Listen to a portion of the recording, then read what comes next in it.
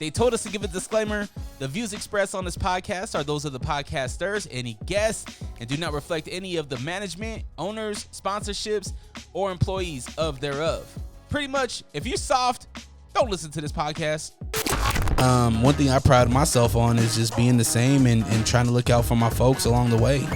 Like, even with all these, big things happening, like, you still mad humble, and you still, like, you have enough clout now where you could easily be like, I'm not fucking with this, I'm not fucking with that. Oh yeah, motherfuckers, it's on. Unrestricted Podcast listeners, thank you so much for clicking play. Because of you, those numbers are going up, up, and up. I truly appreciate it. If you're on YouTube, make sure you hit subscribe, like, comment, all that good stuff. I'm sure you got a lot of questions that the man across from me would love to answer in the comment section. So make sure you go and do that. If you're listening on the audio platform, drop a review. Give me a 5-star if you really enjoy the content. If you don't, let me know. Drop a comment about that. What sucks? What could be fixed? Today, I got a very special guest across from me. Somebody that is on Internet Money Records. Yes. Somebody that is a multi-platinum producer, songwriter, and musician. Yes, sir. K Supreme. Yep. KC Supreme. KC Supreme. Yep. He's like, get it right. Don't forget the C, son. Yeah, that's right. Thank you. I appreciate it. Yeah, man. I'm happy to have you here. Yeah, man. I'm happy to be here. Have you been on my radar since I seen the interview with Bang? Yeah. When Bang had you on his show, I was like, what? We have a really, really dope producer that has done really, really cool things and has a bunch of accomplishments right here in Utah. Yeah, man. Not a lot of people know, man, because I don't really work in the local scene that much, So I want to start there. Are you from Utah? Yeah, born and raised in Murray, Utah. Went to Murray High School, all that. Been here all my life. Oh, that's unfortunate that you went to Murray because I'm a Cottonwood Colt. Oh, damn. Okay. So we had friction. Yeah. Back in 05, 06, it got real gritty on the gridiron. You play football too? No, I didn't make it. I did. My senior year, I didn't play much, so I couldn't make it, man. Once I got on the line and I seen a big ass Polynesian to my right and a big ass Polynesian to my left, and the coach said go, and I'm still on the line and they're all the way down the field. It's like, this ain't for me. Yeah, bro. Murray sucked when I was there. Our team sucked, bro. We didn't win anything, but hey. What? So you're born and raised here. Yeah. Was music first love? No. My family's kind of musical. Like, my dad plays guitar. My brother plays guitar. My other brother plays drums. So, like, it was a musical family, but I wasn't really, like, involved in it. I was kind of like, nah, I don't really want to do all that. And they would just do it for fun. Like, no one did it professionally in my family. Like, my dad just liked to, like, get together and learn songs that he liked. He loves, like, James Taylor and, like, all that kind of stuff, and, like, Deep Purple and all these bands from his day. So he'd always try to make my brothers learn all those songs, and we'd jam them in the basement. And I wasn't really involved till I was about, like, I don't know, 15, I started learning piano and started to get into beats. And so I was like, all right, I guess, I can learn some songs with my dad. And that's when I first got kind of involved in the family music stuff. So before that, I was like, nah. What was the inspiration to get into the beats and picking up a drum pad? Man, so there's this producer, his name's Superstar O. He was a producer online at the time. This is probably like 07, 08. And he was on a website called SoundClick, which is where you sell beats online. And at the time, that was like the top website. Like, now we have like BeatStars and people are doing it on YouTube. Back then, SoundClick was like the website that you would go on. So he was just like killing it on there. And I just happened to stumble across him because, I was into like hip hop music already, and I was into, stuff like that. So I just naturally stumbled across him, and he was just like making tons of money doing it, and just like had jewelry, had cars. And I was like, damn, I didn't know, like, you could be a producer and make money like that. I didn't even know it was a thing. Like, the concept was brand new. So that kind of inspired me, like, dang, maybe I should, like, dabble in this. So I just kind of did it for fun. I downloaded FL Studio and just started, like, messing around when I was in high school. So Fruity Loops is always the entry. Fruity Loops is the marijuana of... I'm still on Fruity Loops, bro. That's still what I use. That's still my shit, so. Back in the day, it was... what really inspired a lot of the people that I grew up with was when we heard it was a snap music, right? The boom, boom, doom, boom, and high 808s, right? Yeah. That was when Fruity Loops, when we had the free demo version, that you go online and you try to find the hacked version, the cracked version. Yep. And once you get that, you were good to go. Yeah, man. Everyone had that. Everyone had the cracked version. I bought it eventually, but I did start out with the crack version for sure. 'Cause, I mean, to be fair, I didn't really know if I was going to go into music, so I was just kind of messing around with it. I've always been good with computers, so I like knew how to crack that easily. Like a lot of people didn't know how to crack plugins and crack VST or same thing, VSTs or anything like that, but I knew how to do all that stuff. So I definitely had it cracked at first, but I own it now. I bought it later. He's like, I'm legit now. So when did you want to start to, once you figured out like, hey, that dude's doing it. Yeah. He got jewelry. He got the cars. I want that. I could get this. At what point did it click that, hey, I need to take this serious? Yeah, man. I mean, I just, like I said, kind of messed around with it as a hobby, and then I just kept doing it, and I tried to put myself out there similar to what he was doing. Like he was selling beats online, so I came up with a brand at the time, and I made a website, and I did all that, and I tried to sell on SoundClick, and it just, I was only a year into it, so my beats were just like not good yet. So I didn't sell any beats online. So I did that for a couple years, and I was kind of like, let me take it down. I'm gonna like take a year or two to like really study this and learn it. So I took down that brand, and I just like grinded for 2 years. Where I was just like, there wasn't a lot of tutorials back then. Like YouTube wasn't as prominent, so like to see tutorials, there was only like 2 people that were really doing tutorials for FL Studio. So I was just watching that, studying, like trying to recreate popular songs that I liked, trying to like figure out how they made the beat, and I was just like grinding for 2 years. And then I came back out with a new brand, which was the KC Supreme brand. That's when I started it, and I just like started selling beats online. That's where I went from there, and I started actually like selling beats and getting some traction. So What was the first producer name? And get up on that mic. I want people to be my able bad. There you go. So I think the first name was like Euphoria Beats or something like that. Yeah. Euphoria Beats. I was like, yeah, that's a cool name. Euphoria means like, I don't know, you like it a lot.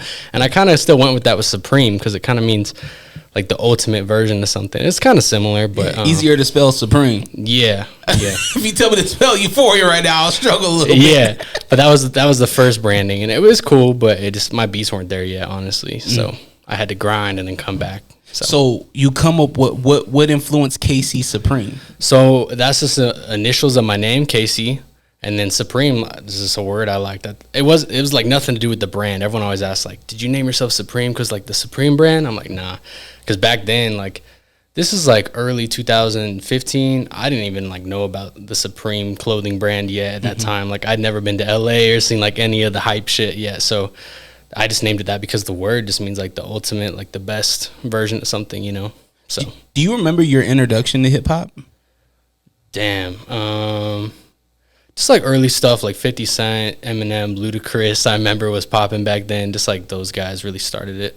Was that just self-discovery, or did you have like friends or something like that? Yeah, I had some friends that were into it that kind of put me on, and just self-discovery. I remember like, this is 2005, probably 2004 when I started getting into it, and maybe even earlier, maybe 1999 is when I started getting into it. But they had like record stores or like CD stores still, so I'd go in there like with my mom or whatever when she was buying her CDs, and I would like discover that stuff, and she'd buy it for me. And she was kind of into it too. My mom loves all types of music. Like she loves like R&B, so like a lot of my musical influence comes from like listening to her like play music in the house. She played a lot of R&B and pop and stuff like that. Well, having a musical family, like it's dope that your parents were diverse with their music. Yeah, so my dad, like, like I said, Deep Purple, James Taylor, he was like on that side. My mom was more like all into like the current stuff. Like she like what was on the radio at the time, and like mom definitely had Monica and Brandy in the car. Oh yeah, all that stuff. She loved Nelly too, and that was out. Like she still keeps up with all the like the modern stuff. So remember when you would go to Virgin Records and you used to have to scan the CD? Yeah. To get a 30-second sample? Yeah. And you put on the headphones and then listen to it. Yeah. Those were the days. That's how I discovered a lot of music back then, man. Because we didn't have like, I guess we had iTunes early, but like I was downloading stuff on LimeWire. I remember that was like the time when like all the songs were leaking. You're downloading like Lil Wayne, like songs that aren't out, off LimeWire and stuff like that. So you get the ones that weren't really the song. Yeah, they lied. Soulja Boy did a lot of that. I know. That's how he like came up, right? He like titled a bunch of his songs as different popular songs, and people would download them, and then like, oh, what's this? It's a genius way to market. It is. I don't know what the equivalent of that is today. Like I don't know. Probably YouTube or hashtags or something. Oh, thumbnails. Yeah, maybe you could do that on TikTok. Maybe you can like name your sound like a popular sound, and maybe people accidentally like click it. Did you see that they just released a bunch of music? Or the Universal took down a bunch of music off Yeah. TikTok, so a lot of artists aren't on there now, which is, I don't know. That hurts. Yeah. Because it doesn't just affect the artists, it affects the creators too. Oh yeah. Because they removed all that music off of our clips. Yeah, it's just muted now. Mm-hmm. So like, if you have a clip that's up with a popular song, it says muted, and it's gonna kill the clip for sure. It's gonna kill the video. You would think that it would hurt TikTok too, though. I think that's why they're doing it. I think it's a negotiation thing. So they're trying to come to a deal where like they get paid more royalties for their songs, and I think TikTok wasn't about it. So they're like, all right, then we'll just take our music off. So I think it's like a play, you know. So TikTok's gonna be like, all right, you know, we'll pay you more or whatever. I think it's a negotiation tactic. Can I put on my conspiracy hat? Mm-hmm. Put it on right now. Here's my conspiracy hat. Have you heard about what's going on with Iran? No. So Iran took out one of our military vehicles. Oh yeah, I did hear that. And Mr. Biden said, we ain't, hey, you can't do that. Right. Something's about to happen. Right. Retaliation. Yeah. And we know China's just they're just looking for a problem with us. Yeah. And we all know that China and the TikTok thing and the U.S. don't want Americans on TikTok. Yeah. Maybe this is a big play to get Americans off of TikTok. Man, I don't know about Conspiracy hat. Yeah. I don't know. That's crazy, but Do you believe in conspiracies? Somewhat. I'm sort of a realist, you know, like usually for me, like the simplest explanation is the answer. I'm never like going too deep on stuff and thinking about conspiracies. Like I tend to like, I don't know. I tend to like be skeptical about a lot of stuff in both sides. Like I don't really subscribe to either like theory, conspiracy, or like what mainstream stuff says. I kind of just like stay in the middle. Like, I don't know. You know, I don't know. I definitely think a lot of people thought you were a part of the Illuminati as soon as we seen you signing that video with your family. Like, this dude's in the Illuminati. Bro, shit, I wish. Come find me. Where's the Illuminati at, man? How was that feeling? I mean, I'm referencing a video on your Instagram, where you're signing your record deal, and you have your family with it. Looked like maybe your wife and maybe your dad or something. Yeah, I had my parents, I had my wife and my kids there. It was a surreal moment, man. It feels like when you made it. So that was my publishing deal with UMPG and 10K. So 10K Projects is the name.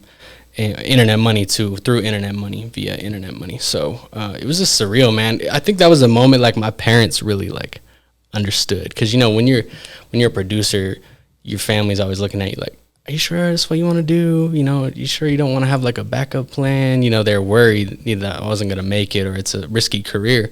So I feel like that was the moment where they were like, all right, I get it now, like you made it, you know what I mean, type of stuff, or like we believe in you now. Not that they didn't believe in me, but it was just like confirmation, like, because you know I flew them out to LA and we did the whole label thing and sat in that office, and it was just like they were finally like, okay, I get it, like I see what you're trying to do, like you know, it was just like a full circle moment of like, all right, we trust you now, you know. Did KC Supreme ever doubt himself through this process? I still doubt myself, man. I suffer from imposter syndrome every day, like.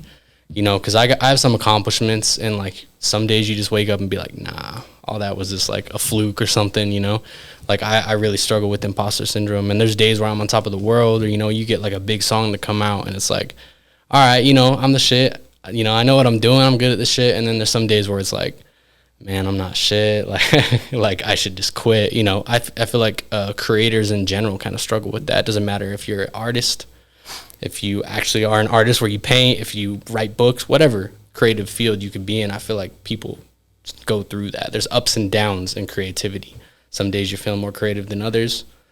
Some days, you know, you're just not feeling it. So I feel like that's just the struggle of a creative. So what's the difference between when you signed that deal and now this is your occupation, this is how you feed your family, versus when you weren't, when you were trying to get on? Like, what's been the biggest difference between the two?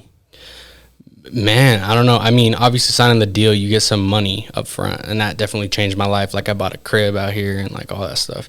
Took care of my family, got my shit situated. It was just some security, you know, but it didn't really change much. Like honestly, like before that, the grind, I was more hungry, and I feel like I kind of missed that time before I really like got to that point, because I was just like grinding out there in LA, like sleeping on couches.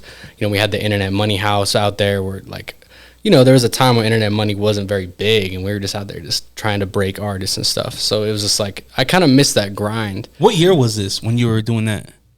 So I joined Internet Money in 2016, and 2016, 17, 18, even part of 19 really was us just trying to be something, because we were just kind of online producers. We were doing YouTube videos, we were selling kits online, like drum kits and stuff, and we hadn't really got any placements up until like I think around 2018 was when Taz, who's the owner of Internet Money and the creator, he got his first like big placement. He got signed to his record deal, and then he kind of took us with him. Like, come on, we're going to LA. We're like getting in these sessions, and I was working with smaller artists. Well, just kind of working our way up, I guess let's rewind, because I want the listeners to be able to really understand the process on when you ended up signing this deal. Mm-hmm. When you're in your bedroom and you're making these beats, mm-hmm. Are you a part of a clique during that time?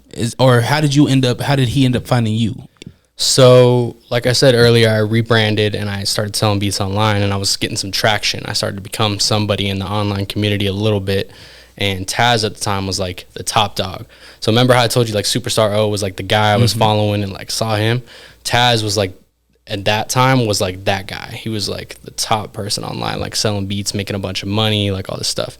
And so he just caught my attention. I started following him, just like trying to like do what he does, essentially learn from him, all that stuff. And so then he was speaking in a seminar in LA, and I had talked to him online a couple times, just like hit him up, like, yo, what's up, man? Like I follow you, all this stuff. I like communicated with him a few times, and then he was speaking in a seminar, and I was going to go listen to him speak. It was through BeatStars. He was like, BeatStars was a newer thing, and they were doing a seminar where like producers teach you how to sell beats online, and he was like one of the people up there on the stage. And so I hit him up like, yo, I'm coming to the seminar. And he's like, all right, cool, I'll look for you there, whatever. Nothing major. And then about 3 days before I went to California, he hit me up like, yo, we got an Airbnb and someone couldn't make it. We need one more person to pitch in on this Airbnb. Like, are you down? And I was like, at first, I almost said no, honestly. I almost was like, because I don't know these guys. Like, I was just like, I was afraid, I think. Are you a father at this time? I had just had my son, my first child. I had just had him probably about 6 months before this. Oh, man. So you still got a baby. Yeah. And, I had a fear of flying then.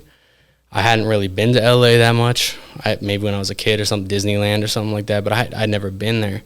So I was nervous. I was afraid to go, and I almost said no, but I ended up saying yes. And so then I flew out to the seminar, but I ended up staying in the Airbnb with Taz, and we just became like friends, like right off the bat. Like we just got along. So I ended up like helping with the seminar and being like backstage instead of like sitting in the crowd and listening, So I got like firsthand like experience, and he taught me a bunch of stuff, and we just became friends. And he was like, I'm starting this producer group, Internet Money. It's brand new. He had Nick Mira and like a couple other guys. That's it. And he started it, and we were just online producers at that time. Like the seminar kind of gave him an idea, like, oh, why don't we go city to city and do some more seminars as Internet Money? So I was at the start of that, and we went to like 8 different cities that year, 2016 or 2017, and just like rented Airbnbs and have producers like pay to like stay with us, and we just make beats and teach them all the sauce about making beats and stuff. And we just did that for a year, and that was the beginning. Like we didn't have any placements. It was nothing then. It was just YouTube selling beats online, and that was like the group I was in. And then it just progressed. Like I said, Taz got his first placement, and it just kind of switched to the industry. Yeah. Like working in labels and working with artists, and like, yeah. At the time, Don Tolliver was signed to the same label as Taz, and he was nobody. He was a songwriter. And so we were doing sessions with him and stuff like that. So it's just crazy, like the progression, all the people I met then are now bigger artists. You know what I get from that, man? It took you saying yes to something that you're nervous about, right? Oh yeah. Saying yes. Hey, I'm going to get on that plane. I'm going to go and live with somebody I don't really know that well. I know, but I don't really know that well. Yeah. And I'm going to go on this city tour as well. And I'm gonna say yes. I'm gonna be a part of this thing. And then at the same time, I also get from this story is that you guys betted on yourselves. Yeah, that's scary, bro. It was scary, and like I said, I just had a kid. You got responsibility, and so my life was kind of shifting where it's like I just had a kid, and it's like I don't know if this producer stuff's gonna work out. Like I was making some money online at that time, which is nice.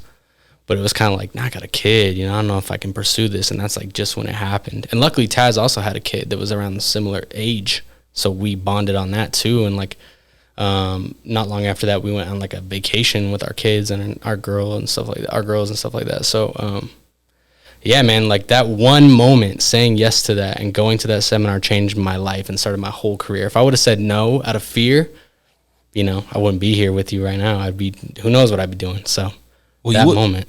I also look at your girl. I don't know if it's your wife. Is it your wife? It's my wife, yes. Your wife during that time, like being home alone, I'm assuming, maybe family around, most likely. Yeah. But having the newborn, 6 month, 7 month old baby, and your spouse is going to another state. It's not like you're just going down the street, right, or to a different county. Yeah, you're going to a different state. That must have been tough for her too. Oh yeah. Well, luckily she was a stay-at-home mom at the time, and she's always been really supportive. Like, she's always supported me and believed in me and stuff like that. So she was just kind of like, go do your thing, like, you know. And it just worked out. Even to this day, like, I have to travel a lot still, and she's still supportive and holds it down. So I think that's healthy. Oh yeah, for couples to, you know, separate. It reminds you that, like, yo, that's why I love you. That's why I want to get back to you. Well, it takes a lot of trust. You know what I mean? We have like a lot of trust in each other, so we don't worry about stuff like that. And I don't know. Speaking of my wife, so we are high school sweethearts. We've been together. Hey. How long? Let's see. I think 16 years we've been together. Not married. Yeah, but we've been together. We dated for like 6-7 years before we got married. So we were like soulmates, man. Like, I don't know. We just like worked out. We've always just been close and like never had issues. We just are really. What year? What year did you guys? Was it sophomore year? Yeah, it was 2007 when we met. Okay, so it's been a while. So did you do like the whole prom thing? Yeah. How'd you ask her? Oh, it's a funny story. So like, the school police officer, I like knew him. One of my friends was like his nephew or something like that.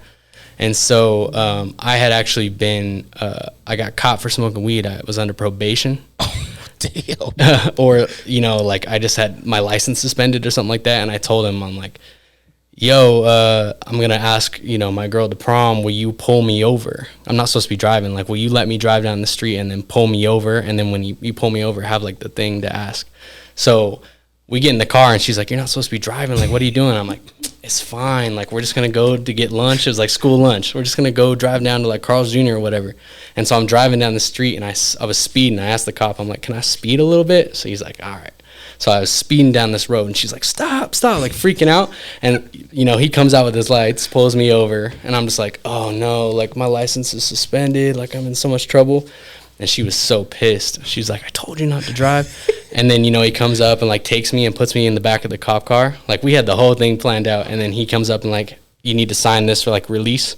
And it was like, will you go to prom or whatever? Oh, it was like the most original thing ever. Like, I'm so proud of that. That's dope. Yeah. I got to give some context because I got a lot of people that listen from outside of Utah. Okay. The area he's talking about, literally the precinct of the Murray City is right there. So yeah. I would have been like, yeah, you go ahead, go to Carl's Jr. and pick me something up. So I can go with you. No, he was a cool police officer because there's a few times I got pulled over, like got in trouble doing something, and it happened to be him, and he was like, just get out of here, you know. So I got lucky. What are you doing, man? Yeah, pretty much. He's like, just get out of here. That's dope. So shout out him. His name was Kip. How did you end up asking her to marry you? Can't do the cops twice now. No. That would have been. I should have saved it for that. But I just did a hotel room with like, it was all like decorated and like flowers and stuff. Nothing crazy. No like special moment on the beach or nothing. So it was pretty low key. No, it's dope, man. Yeah. It's memorable. Yeah. I asked my girl, this is corny. I asked my girl via YouTube video. Oh, that's cool. So I do a lot of YouTube content. Right. So I acted like, I was like, babe, watch this video I just put together. So I acted like it was a normal video. Yeah. And then towards like 2 minutes in, it cuts out. And then I start telling her what I think about her and how much she's done for the family. And then at the end, will you marry me? And then me in real life. And you're behind her, like already kneeling or something. No, that's cool. Yeah, man. That's original. It's different. You know, I think we all have these different moments, but at the end of the day, it's what your girl, your wife, and you will remember. Yeah. You know? Yep. Which I think is awesome. Yeah. So you got 2 kids, 2 boys? I have a son, he's 7, and I have a daughter who is 4. Nice. I have one of each. Done. You done? Yeah. Are you getting the tie or what? Are you just practicing? I'm supposed to, but I'm kind of, I don't know. I hear it doesn't hurt. That's what they say. I'm a little scared though, I'm sure you can get a sponsor or something to do it. Yeah. Yeah, if you're watching this and you do the snip, hit me up. What does it mean to Casey Supreme to be a father? Man, it's everything. You realize like that's the purpose of life. Like I would leave all this music shit, everything behind today if it meant like, being with my kids. So it's the most important thing in the world to me. It's everything. So yeah, and you don't realize that until you've had a child or whatever, like how important it is, and like it changes your whole perspective on life. It's crazy. Like I never would have dreamed that it would be that big of a deal. Then once you have a kid, you're like, nah, this is the whole world. So yeah, it's everything to me. Which one's your favorite? Nah. Man, you know what? Having a boy and a girl, they both I like them both in different ways. Like, I love them equally. It's just like such different things about having a boy and a girl. It's so different. Like just like growing up, the boy I could like share like, oh, let's play these Nintendo games that I grew up playing and like put them onto all this stuff. And then, with the girl, it's just like a different kind of love. I don't know. It's like, I don't know. Love my kids, man.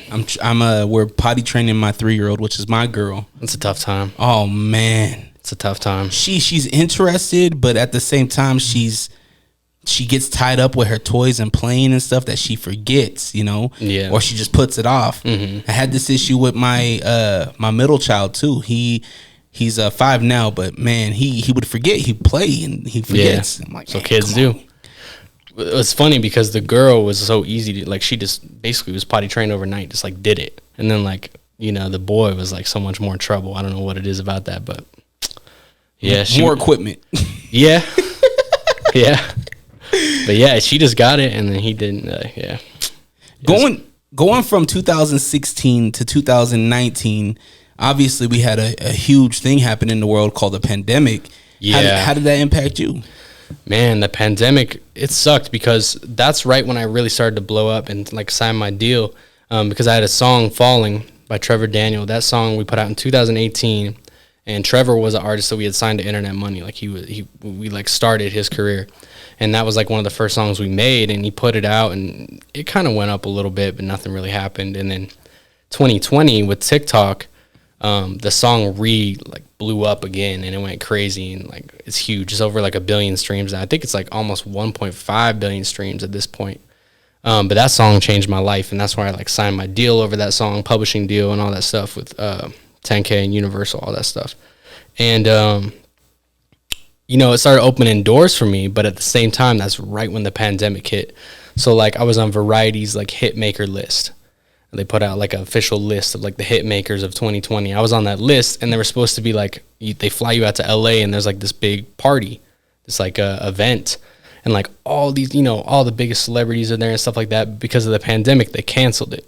So like that kind of stuff kept happening to me, where like I got these breaks and these doors open, but then like everything shut down, and I feel like it killed a lot of momentum I had in my career for a while. So it's just like once you blow up, now it's like everyone wants to work with you. All these people are like, oh, you did this song, like let's get in. Like bigger artists were hitting me up and stuff, but it's like I'm not in the studio right now, and let's just do it over Zoom or something like that. It just doesn't work. I did a lot of sessions over Zoom, and it's not it. So that really affected. I feel like it affected my momentum that I had building at the time. So it was kind of disappointing, but hey man, we're still going. Is that something that you like to do, is be collaborative on a record? Yeah, for sure. Instead of just sending beat packs? I like sending beat packs because I can stay here more often, because, I love it here. I don't want to move to LA. I almost did. I'm glad I didn't at this point. I don't know. It's just not for me to live there. So I like to be able to live here, do my thing, and then travel there when I need to. So I do like sending beat packs for the fact that I can just like cook up at my home studio, send out packs, get shit done, but there is something to be said about like going to the studio and like getting in with the artist. Like I feel like songs are more likely to come out when you have like that connection and you're in person and you like build the record instead of just sending a beat pack in an email. So I like both sides, but yeah. When did you see that finally starting to change where you could be more in session with people? Is it more recent, or have you been flying out to LA more like? Yes, since 2017 when I started in Internet Money, we started flying out to LA like every month. But after the pandemic. Oh, so the pandemic, I stayed home for probably. So the pandemic hit in like March 2020, and I probably stayed home until like September, maybe like November of 2020. I finally went back to LA. I was like, man, I gotta go. Yeah. Because I just couldn't do Zoom sessions anymore. But since then, I've been going like at least monthly. You know, they say that you have to leave Utah in order to make it. What's your belief in that? I feel like if I was in a different situation at the time when I first like got into the industry, like I didn't have, a wife and at the time 1 kid, and I was just like had no responsibilities, I would have moved there and did the whole thing and like lived on someone's couch or whatever. That's like the real hustle you got to do out there. And I believe that really is a factor. But I've also seen a lot of people that I know move out there, have something going, but like nothing really pans out from it. So it's not a necessity. I feel like it's all about who you know. Mm-hmm. So if you could fly out there once a month, make your connections, get your stuff done, meet people, mingle, and then fly home and do your thing, then like it works. You don't have to live there. Because like I said, I've seen people that don't live there and just send beat packs through mail, or they live in a different major city, whatever, where there's a music scene, and they get it done and they get more placements than someone who's grinding in LA, like, getting after it every day. So there's two sides. I feel like it just depends on like where you are in life and who you are. So if you have no responsibilities and you're trying to make it, you have like no obligations in life, go out there, live there for a year or two. It could change your life. And, even if you are someone like me who has kids and wife and, roots here or somewhere in a different city where it's not such a big music hub, you can still make it happen thanks to like the internet, man. We're lucky we live in a time where the internet is so prevalent. Songs are blowing up on TikTok. People are blowing up on YouTube without ever having to leave their bedroom. So I feel like the game has kind of changed. But when you get to a certain level in the professional, like working with labels and stuff, you're going to have to go out there at least. But I wouldn't say you have to live there. Do you have deadlines for beat packs and things like that? Yeah. It's kind of like last minute. They'll be like, yo, so-and-so is working on their album. We need to send stuff like tonight. Or sometimes it'll be like, to send stuff all week, or there's definitely deadlines, and there's a lot of like urgency with sending stuff where it's like, if you don't send it tonight, they're probably not going to hear it, How do you manage that, being a father and a husband? Because I'll tell you what, me being a father of 3, last minute things suck. Yeah. It suck because I feel like, and it's not even that I can't get it done, it's just I feel like I might be letting my kids down from daddy time, or my wife from, couple time.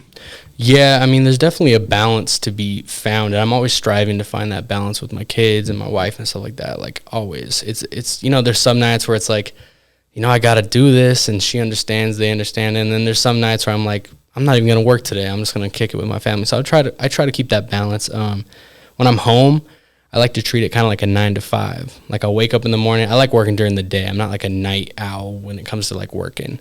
Because I have kids too, it's kind of like when 5 p.m., 6 p.m. rolls around, I want to like go have dinner and kick it with my kids and just hang out. So I kind of treat it like a 9 to 5 where I wake up, have coffee, start making beats, work on whatever I need to work on.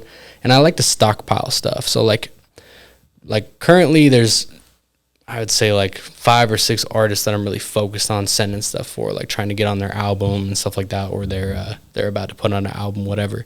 So I'll be stockpiling stuff for those artists. So I'll make stuff all day that'll work for those artists. So then when that opportunity comes around, it's like, yo, this person needs beats. It's like, okay, cool, I already got this pack ready. So I try to keep that stockpiled. And then there's some times where it's just like, I'm working tonight late or whatever, something's got to be sent by 9 p.m. I just got to lock in and do it. So, but I try to find that balance. It's tough, man. It's tough. So it is. Yeah. And I understand every moment what you're talking about. Yeah. Wifey caught me 3:00 in the morning working on a video for Cypher Sounds. I don't know if you're familiar with Cypher Sounds, but I was working on a video for him and the Impractical Jokers. Mm-hmm. And she's like, you literally are going to get 3 hours of sleep if you don't go to sleep now. Yeah. I was like, oh. And she's meaning the best for me, right? Right. But at the same time, like, it's in the hopes of, like, we can get that break, right. In the hopes of we can get the things that will make me feel more secure in a crazy ass world that we live in. Right. Yeah, man. I mean, there's a lot of sacrifice to be had on both sides. You're going to sacrifice time with your kids and your wife. You're going to sacrifice, your career a little bit. So it's like not living in LA is kind of like a sacrifice in itself. Like I didn't move out there. I kind of had to sacrifice that for my family's well-being because, I looked out there and we looked at houses and we looked at schools and like it's just not the place really, compared to like here. Mm-hmm. And so I just made that decision. Like I got to stay here for my family. It's going to hurt my career a little. So there's little decisions like that where it's like, tonight I might miss this with my family, but I'm going to like level up my career or vice versa. So, you can be unorthodox. You owe yourself to be unorthodox. Yeah. And the reason why I say that is because somebody is going to watch this and be like, oh, this dude's from here? Yeah. He's from right in my neighborhood? Right. And he does not have to go and couch surf in LA and be around a whole bunch of things that he doesn't believe in. Right. And then, because we know what LA influences, there's a lot of things that are good, but there's a lot that's bad as well. Yeah. And for somebody like you that has a lot of accolades and that is doing it, I think that only says more inspiration to stay where you're comfortable, but get uncomfortable at times. Yeah. Yeah. I mean, just look at how I got my break is through being uncomfortable and doing something I was afraid to do. You got to find those moments too. You can't get too comfy. Can't get too comfortable, You still got to like take risks and go out there when you don't want to go out there, like wherever it is. Like, there's times I have to travel to like different cities besides LA, like Miami and Atlanta and New York and all that. And sometimes I'm just like, I do not want to go, Yeah. Like I just do not feel like jumping on this plane right now. But that uncomfortableness, you never know what might come from that. So I feel like you need to sometimes seek out that discomfort because on the other side is like, something that you're trying to achieve. So now I know people are yelling at their radio right now and at YouTube, mm-hmm. and they're like, why haven't we seen Casey Supreme in our local Utah scene? Man, so for a long time, yeah, I dabbled in it. So I used to work at a recording studio. It was in Provo or Orem. It was called Audio West. Shout out David. He owned Audio West, and he put me on as an intern. And I was at the time trying to be an audio engineer. I was still producing, but I was kind of like at the point. It's before I rebranded myself. I was kind of at the point where I was like, I'm not gonna make any money selling beats. I want to do music as a career, so let me be an audio engineer. So I kind of did that for a while, and I met a lot of local people through that. But as an engineer, and sometimes I'd sell them beats. I'd be like, I also, make beats and sell them that way. So I met a lot of people, but then I was kind of like, man, I like no disrespect to the local scene, especially at the time, like there's wasn't a ton going on. So I was like, let me just like go straight to the internet. And like, I just had a bigger vision because I saw like at the time, there's kind of like a local bubble happening. Where, like all these local artists were just like caring about being a Utah artist. They weren't caring about like blowing up. And so I was kind of like, man, I got bigger aspirations than that. Let me just focus on like the bigger things. And like, that's when the internet money stuff happened. And I kind of just like forgot about the local scene for a while. But now I've actually been tapping back in. Now that I'm kind of a little more established in music, I've been going back and like, let me, I love my city. Let me put my city on and like work with some local people. So I've been working with some local artists that I think are dope. Like one of them is 95 Dan. I don't know if you heard of him. Mm-hmm. He's super fire. Per 2 times. There's just some artists like that I've been working with that I feel like have the potential to really be something. And but yeah, other than that, I kind of just do my thing, man. That's why not a lot of people here like realize that I'm from here because I haven't got a lot of local attention. I did that interview with U92 with Bangarang, but other than that, like I haven't got a lot of love from the city. You're quiet though. You're quiet online. You just most recently, from my knowledge, from what I've seen, been more active with some technology stuff, which I want to dabble into as well. Yeah. But for the most part, I feel like you're pretty quiet. Yeah, I'm a humble person. I don't really like to like brag about myself or like, word gets around what I do and like when my friend group and stuff, and people always ask me like, oh, you're a producer, who have you worked with? And I'm not the type of person to be like, oh, I've worked with this person. I don't really like doing all that. I like kind of staying low key. Link in bio. Yeah. I'm like, look me up or something, man. I'm not going to sit here and list all these people because I feel like, I don't know, I feel like I'm bragging or something. I'm just weird about it. So I like to stay low key locally, I don't want like too much attention, but I would love some more love from like the city, you know what I mean? Like, could do some more articles and stuff like that. So I appreciate you having me on. No, absolutely. I think that it's long overdue. I think that you do a phenomenal job at what you do, and I think that for this, I've been grinding in the city since 05. Yeah. Since 05. I love this city. Sometimes the city doesn't love back. Yeah. And as a creative, I understand that. But I also understand that guys like you have a lot to give. Yeah. And it's not even connections or anything like that. It's knowledge. The same way that you went on these tours, yeah, right, and you gained all that knowledge, I feel like you can give that back. Yeah, and I want to, that's why I've been like working with local producers. I kind of started like a little like group chat with some of the local producers that I think are fire. Like one of them's Astro Digital, Kellen, Bean Coco. This is to name a few. There's some dope local producers that I've been messing with and trying to collaborate with, because I'm trying to help them out, because I was once just a producer in the city. So, I'll be like, yo, so-and-so needs stuff for his album, send it to me. And I've been like trying to put people on in the city. So I've been trying to give love back. But it's crazy, man, because like when the Falling thing happened, Falling going like on the radio, it reached the top 40, #1 on the pop charts on the radio. And nothing, man, no news interviews, nothing like that. And they don't know you, so how do they know to reach out? Like I had people reach out on my behalf, I guess, but people were like, I'm telling the news, but nothing ever came of it. I'm like, damn, all right. And then I see a news story of like something way smaller. I'm like, damn, man, KSL or whoever's not showing me any love, man. What the hell? Damn, you just dropped KSL's name.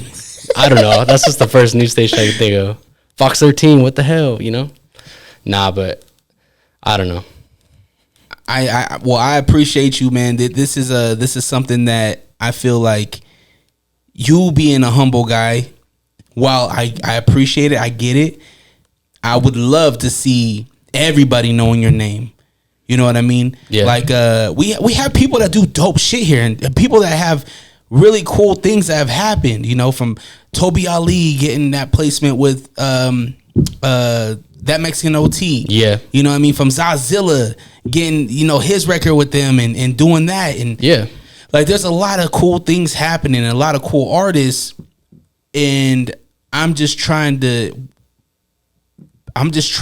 play my part. Yeah. And how do I play my part? It's by doing this. Right. So I think that any creator, especially in this city, be what you want out of the city. You know what I mean? Yeah. For the producer like yourself that maybe was starting out, that needed some help or wanted some tips and tricks or whatever, be that. Yeah. You know what I mean? Yeah. For the creative that is looking for some technical help, be that. You know what I mean? So just put out what you want back. Yeah. Yeah, man. Like I said, I love the city, man. I'm trying to help people out and put people on, because I feel like that's my duty as someone who came up out of the city. Like, I need to help other people and put people on. So the scene's building up, man. Like a lot of producers are coming up. Like I said, a lot of artists are coming up. So I really like where the scene's going, man. It's really starting to get some traction. Have you followed Mike Masters at all? No. Do you know what Mike Masters is? No. So Mike Masters Alliance is a battle rap league here in Utah. Oh, okay. They've been I around. thought it was someone's name. I thought his name was Mike Masters. I'm like, is he a producer or what?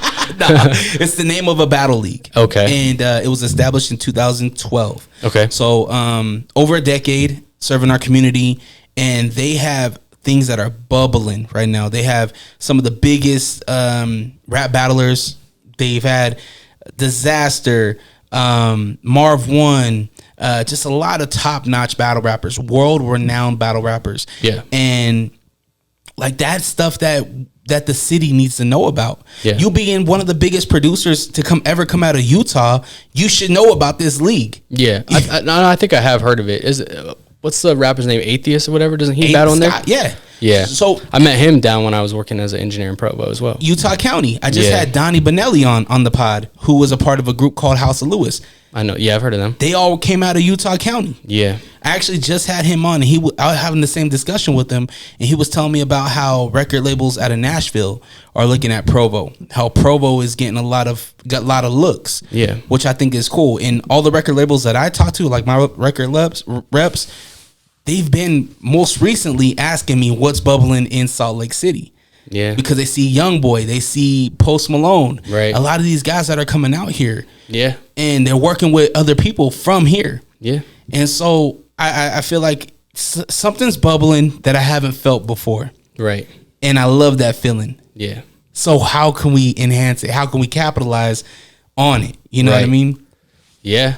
And I mean, if you're someone who wants to be an artist in Salt Lake, now's it's the best time to start, because like you said, it is bubbling, and like people like Post Malone and stuff are moving here and putting like national attention on the city and the state and all that. So I feel like it's definitely going to pop off in the next few years. So what advice would you give a young artist, whether it be a producer, songwriter, any type of musical artist?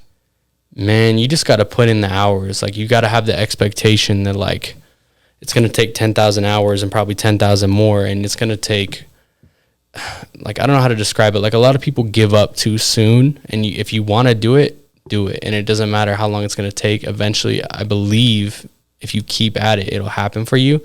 So just keep your head down and work, and just like, study like your craft. If you're a producer, like, watch tutorials on YouTube every day, like recreate like songs that you love, recreate the beats of that and learn how they did it. And just like study and just put in your hours, because if you're 17 right now, you might not get a break until you're 27. You might not get a break until you're 32. It's never, you just never know, or it might happen next year. You just got to like keep going to that point, because a lot of people get a year in and they're like, why haven't I had anything happen? My beats are dope. They're probably not. Like a year in, like they're probably not. And that's just like the harsh reality. Like, it just takes time to get good, and you're gonna go through the phase where you suck. Every creator's gonna go through the phase where they suck, and it might last years. You just got to push through that and keep going. Like, that's the moral of it. You just got to keep going. And now more than ever, it's accessible. You can put your music on SoundCloud. Why wouldn't you? If you're an artist right now, why wouldn't you put your music on TikTok? Why wouldn't you put your music on SoundCloud? Just put it out there. Put it out into the world. So it's easier than ever, I think. It's still, I'm not saying it's easy, but the chances are there more than it ever has been. Mm-hmm. So, is Casey Supreme proud of himself? Yeah, some days. Some days I'm proud of myself. Like I said, it's part of that imposter syndrome, where some days it's like, I feel like I'm not doing enough, or like I don't deserve the things I've gotten. So for the most part, though, I'm proud of myself. But it's weird how accolades work. So like when I first started being a producer, all I wanted was a plaque, like a gold plaque, platinum plaque, an award on the wall.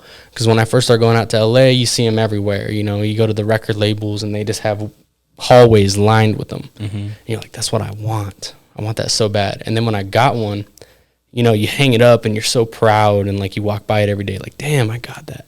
But then it just becomes like, it blends in and you don't think about it anymore. And I feel like it's just crazy how that can happen. Like, you can just become accustomed to like certain accolades and certain achievements you've gotten. So it's just, I don't know. It's hard to be like, it's like addictive to try and get the next thing. Like, it's not good. Nothing's ever good enough. Like, you got a plaque. Now you need a platinum plaque. Oh, you got a platinum plaque. Now you need this. Now you need a Grammy. Now, it's just like, I don't know. Well, I think that's a healthy thing, right? That means you're still hungry to keep achieving. It's healthy, but it's also healthy to stop sometimes and realize, like, damn, I did that. And that's not easy to do for some reason. It just like I said, I have platinum plaques. I have gold plaques. I have the Spotify billion plays plaque. But like, I'm used to it now. So it's good just to remind yourself, like, stop and really look at it and be like, dang, I achieved that. And I don't know why, but it's like, it starts to fade into the background sometimes. Your studio looks beautiful, by the way. Thank you, man. I've been seeing the videos you posting, photos. It's really dope. Yeah, man. It took a while to build it, and I'm really happy with it. Like, that's my space where I love making beats there more than anywhere. That's where I make my best stuff. Mm-hmm. So I look at you and your career and your craft and producers in general, and you are literally the soundtrack to somebody's moment. Yeah. Whether if good, bad, and ugly, whatever song they're listening to at that moment, yeah, you're a part of an emotion. Yeah. That's crazy to me. Yeah, man. That's what really interests me in music, is like how you can provoke an emotion. Because, when I'm feeling uninspired, or I have beat block where I can't create anything, just driving around in your car and just like listening to songs you really like, and like feeling that emotion that a really good song gives you, that's what's inspirational to me, because that's what inspires me to want to create music. Because there's just something about, like, the songs, it just gives you like a feeling, it invokes something within inside you, and that's inspiring to me. So that's what I chase when I'm feeling uninspired. How do you get inspired though? Like, how do you find that? Do you want to switch up the sound? Do you want to, there's a certain artist, like you mentioned, there's artists on your hands that you were counting, like, I want to work with these artists. So are you making certain beats to fit their sound, or are you trying to create something new that they might like? Man, it's hard, because if you send stuff that's too left field, they're going to be like, what the hell is this? So you got to kind of play that line where you're like doing something that you could hear them on, but also adding your own touch to it or something new. And it's hard because, as a producer, some of your favorite beats, your most creative beats, your craziest beats that you ever made, artists don't really care. They don't care how simple the beat is. And I've learned that, like, most of my placements are from beats where I was like, man, this beat might be too simple. And they like that. Artists like simplicity in a beat because they can fit their voice onto it. And so, like, all the crazy stuff is like, it's more so impressing other producers. You know what I mean? Yeah. I had to learn that because, like, when you first start out, you have to be like, man, this technical, like, created, like, super creative, super, like, weird beat is so cool. Like, they're gonna like this, but they don't. And you kind of have to find that balance of, like, simplicity and creativeness, because if you're too left field, it's like, producers may think that's cool. They're like, this is the craziest beat ever, but artists are like, next. That's the harshest thing ever when you're a producer, when you're playing beats for artists and they're just like, next. Are you doing any reference tracks as well? What do you mean by reference tracks? So, like, you might bring an artist into your studio and you guys might create a song. Oh, yeah. And then send it over. Yeah, that's more in the pop world, I would say. There's a little bit of that, but I definitely work with songwriters that do that. So during the pandemic, that's like all my Zoom sessions were with songwriters, because it's like artists weren't in the studio.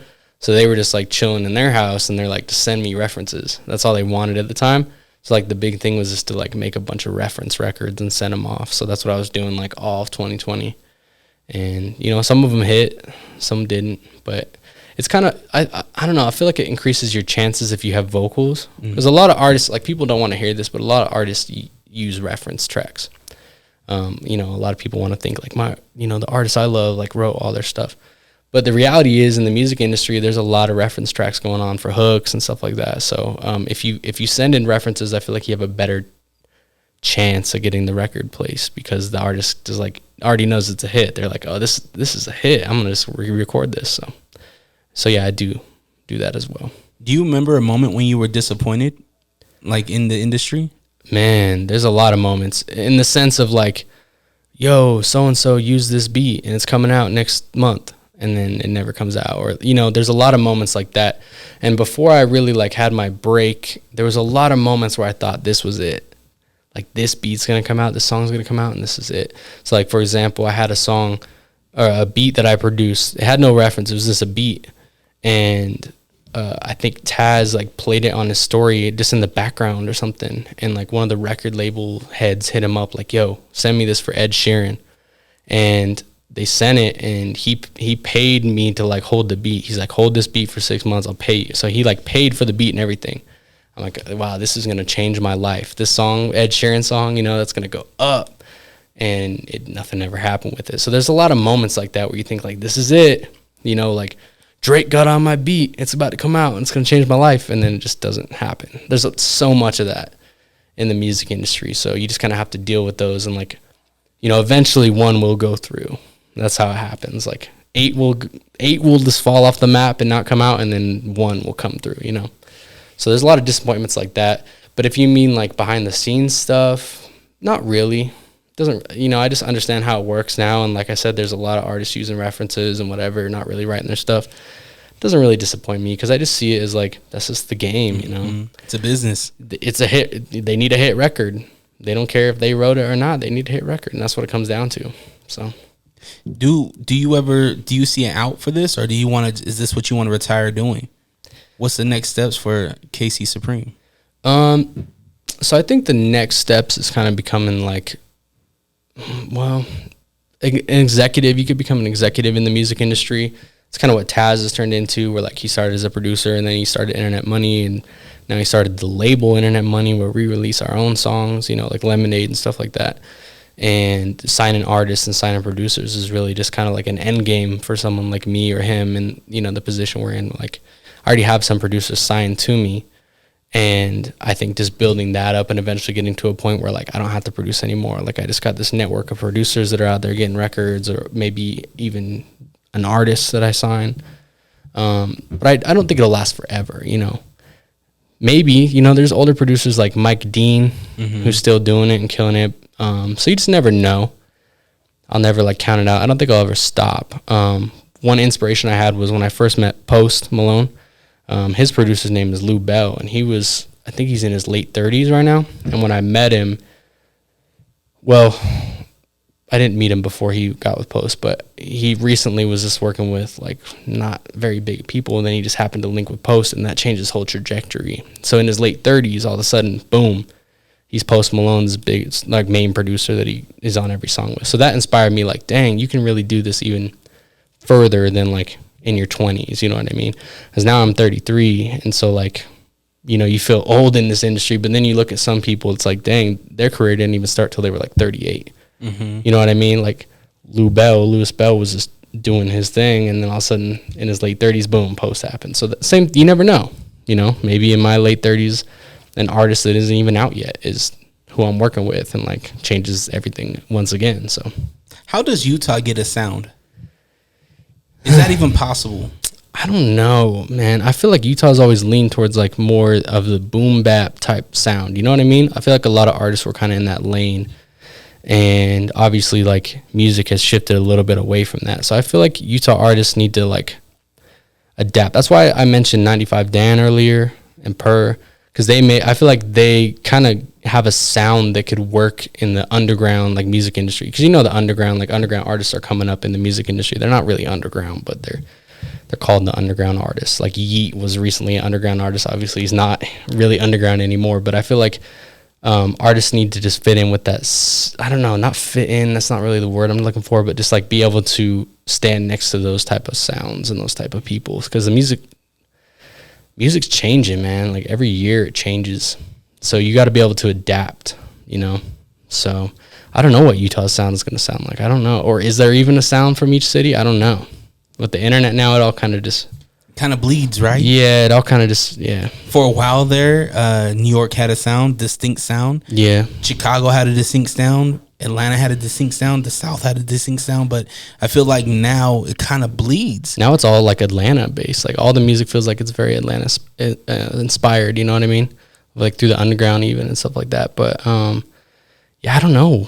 I feel like it's something that hasn't happened yet. I feel like it's just going to naturally just kind of, as one artist kind of comes up out of Utah, whoever that will be, probably someone that's not even started at this moment. Maybe next year they start, who knows?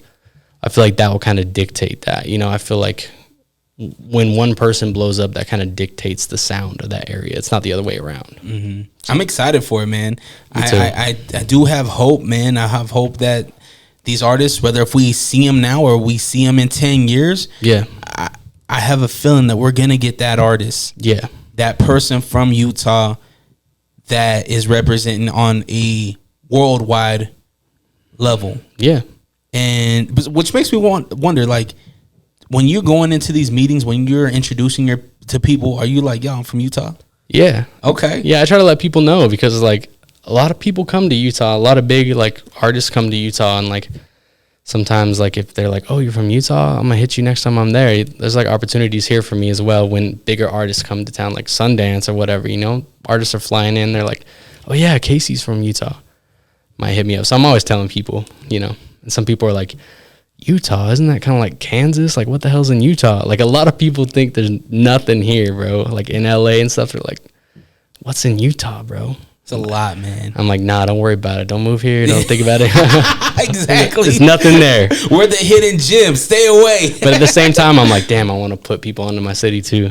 Because it's amazing here. It's, you know, I love it here. It would just be nice to have, not to say we don't have, I don't know about your connections, but my connections, when I hit them up, it's something important. It's something that, like, because I don't want to lose that opportunity on some, you know, some things. Yeah. But I would love it to where we don't have to feel that way to make some things happen. Yeah. You know, we'll see what the future holds, though. I'm hopeful, man. I feel like it's going in a good direction right now. I agree. Are you sick of podcasts that just interview people with the same questions and gossiping nonsense? Are you tired of hearing about what's wrong with the world? Can you locate your nearest orphanage? Who cooked the Last Supper? R.I.P. Mr. Potato Head. Seppuku Harakiri. Where is Mavis Beacon? This is Hos. And this is host Beefy. Listen to the Beans and Rice podcast. Exclusively in Braille and all streaming platforms. Patent pending.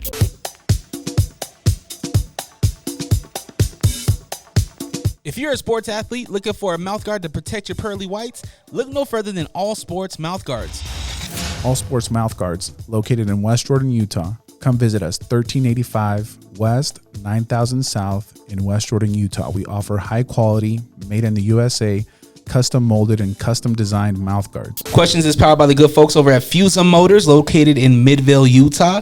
In business for over 17 years, and they speak many different languages. If you speak Spanish, Portuguese, they got you covered. Actually, I was there this morning, and they had a white Range Rover. Okay. And my boy tried to sell it to me. I said, man, that's way out my price range. But it was beautiful. It was super nice. It looked like a white Ranger. So definitely go check them out. 8160 South State Street, FusaMotors.com. That's FIUZA Motors.com. Okay, first question comes from June in Sandy, Utah. If you weren't a podcaster, what would you be doing? I'll pose this to you. If you wasn't a producer in the music industry, what would you be doing? I'd probably be working for my family business. So my dad owns a business where he does promotional products. So like logos on shirts, pens, lighters, whatever you could put a logo on. He does that. And when I was first starting out, I worked for him because I'm really tech savvy. So I was like his web manager where I would like build his websites and stuff like that. So I'd probably still be working with him, honestly. Not creating software like this. What's this gadget that you've been promoting?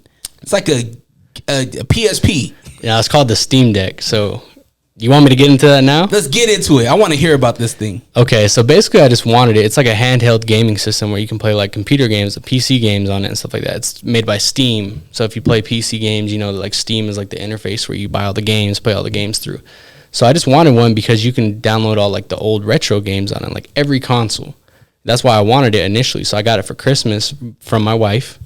And I downloaded like all the old like Nintendo 64 and like even like PlayStation 2. Like it has all those systems you can play on it. And that's why I got it at first. And then I was like, damn, I wonder if like FL Studio would work on this. So I downloaded FL Studio on it and it worked really good. So I was like, I'm going to make a video. And I just posted a video and it went up. Like right now it's almost at 600,000 views. Like the video just went like kind of viral and people started hitting me up like, how do you do this? How do you do this? So I was like, damn, you know, I'll do it for you. So I started to get bigger producers hit me up, like this producer Foreign Tech. Shout out Foreign Tech. He's got a lot of hits under his belt, but he's like, yo, I'll send you my Steam Deck, put it on there for me. So I did it, and then sent it back to him. I put all the games on there and everything for him, like completely like set it up. And he posted a story, and that made it go even crazier. He's like, yo, you know, KC set it up, blah blah blah. So I had all these people hit me. Like right now, I'm doing one for OZ.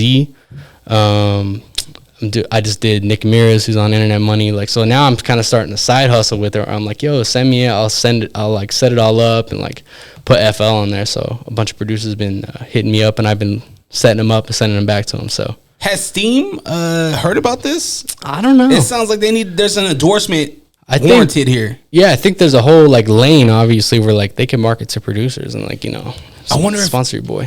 Who's is it Akai? What? Akai the beat machine? That's who does MPC. Akai, I'm just saying, maybe you guys going the route of having the whole thing on, you know, I don't know. I mean, there's something there, you know, and obviously there's some interest, so, you know, hit me up, somebody, let's do it. No, you guys need to hit up KC Supreme, because when I seen that, at first I was like, hold up. Yeah. Is this like a gag? Is this kind of like an April Fool's joke? Is he really making beats with no lag? Because I didn't see no lag in this thing. Because it's not streaming from the computer. It's actually installed on it. Like it's a handheld computer. So like, if you're interested in a Steam Deck, yo, hit me up. I'll get you right. But I just want it for Super Mario World. That's why I got it, man. That's why I got it at first. Just like to play all the systems on it, you know, all the game systems. And then I was like, let me try this. And it went up. So now it's like a new little like lane I'm doing where I'm just making videos of that. That's dope, man. Yeah. You know what it reminds me of is back in the early 2000s, you used to be able to get a microchip that you throw into your, I think it was called a V chip. Yeah. And you throw it into your Xbox One, the original Xbox. Your Like Xbox. mod it. Mod it, yeah. Yeah. There was always a couple kids in school that knew how to do that. That's you right now. Yeah. You're the That's mod me. kid. See, I've always known how to do that stuff, but now it's just like, I don't know, just perfect storm. Just went up. I think it's interesting. Okay, if I wasn't podcasting, I would be probably just working at a call center somewhere. I don't know. Yeah. This is what I love. I've always, when the teacher goes around school and they say, what do you want to be when you grow up? The first thing I put on the line was radio, Really? broadcast. Podcasting wasn't a thing back in the early 90s. Right. So I wanted to do that. And it was all, I got influenced by a guy named PK. He was in morning radio in Portland. He also did morning radio in LA and then like San Diego and stuff. But from his show, it influenced me to want to broadcast. And when I didn't get my opportunity with radio, I started this in 2013. Yeah. And I started podcasting in 13. Really? Yep. I didn't know you started it that far Yep. back. Dang. Yeah. And so You were early. Yeah, man. But there was obviously there was some I started it with a friend, right? I was doing my own internet stuff. And then I wasn't making money. I didn't have money for a new computer and stuff. So it's kind of like when things go down, it's just, okay, that dream's done. Yeah. And then once you get a little re-up, and then it starts back up, right? Yeah. So, But like I said, you can just never, if you never give up, yeah, you just got to keep going, man. It's hard. It is. There's days you want to quit. There's days you feel like, why am I even fucking doing this? Yep. Absolutely. Am I allowed to swear here? I never asked. Absolutely. Okay. Yeah, man. Swear. It's a little late, but That's wanna make perfect sure. for YouTube, because YouTube, they're like, hey, don't swear for the first 10 minutes. Oh, really? Yeah. Okay, I'll try it. But I'm not monetized yet anyway. By the way, run these views up because we're almost at monetization. So Hell yeah. Yeah. All right. Jackie Diaz in New Mexico. What superpower would you want to have? Damn. You know, there's always a few that I'm between. Like flying would be cool, and teleportation, and actually mind reading would be cool too. But if I had to pick, probably teleportation. Just being able to like appear somewhere. Like, you know, you don't have to fly on a plane anymore. You just like, you're there. That's probably what I'd choose. That's a good one. Yeah. What about you? I'm just sitting here like thinking like power of truth would be cool. You have to make people tell the truth. Like people, like you know the truth. That's why I kind of like mind reading, because that's like, you know what people really think. Yeah. You know what I mean? But even on like a deeper, like the truth about life. Oh, you mean like the purpose of life? The You know, purpose like of the all real this shit. Yeah, because that's something you can never know, right? Really? We Maybe. don't know. Will we ever know? Right. I don't know. I'm not religious, but I don't know if there's a religion that says that you will ever know, or if that gospel is the truth. Yeah, I'm not religious either. I don't know, but it feels like incomprehensible, right? Like how would you know? How would you understand it? But what if you knew, and then it makes you go like, dang, there's no purpose to life. Do you really want to know at that point? That's the hard part. If we knew the truth about life, would we still be here? Right. Well, let's say it's a simulation, right? Let's say this is a computer program or it's a simulation. Would you want to know that? Because once you figure that out, man, it's wraps. It's like, what's the point? What's the point?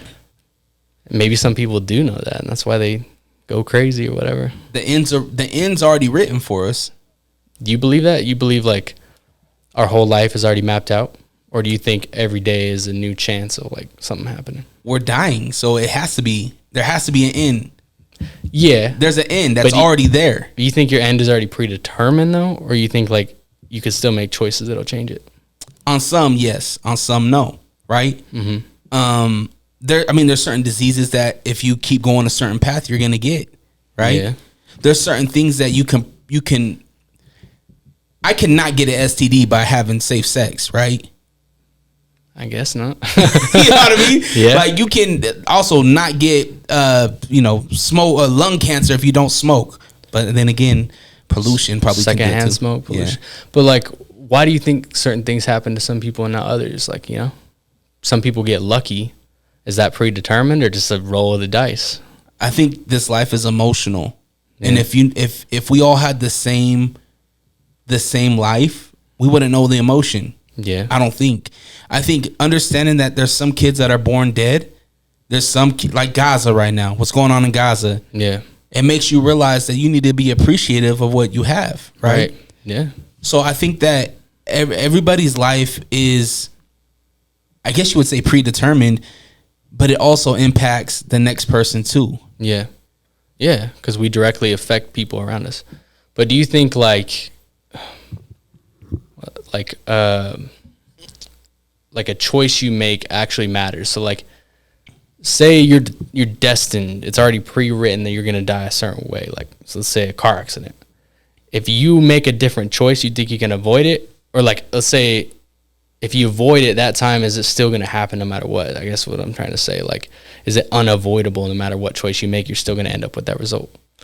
Like, it's gonna happen. You think? It might not happen then. It's like Final Destination. You watch that? Yeah. Final Destination, I 100% agree with. Because those people cheat death, but it always comes back around. Well, it's trippy because, like, how many times have you almost died and didn't know it?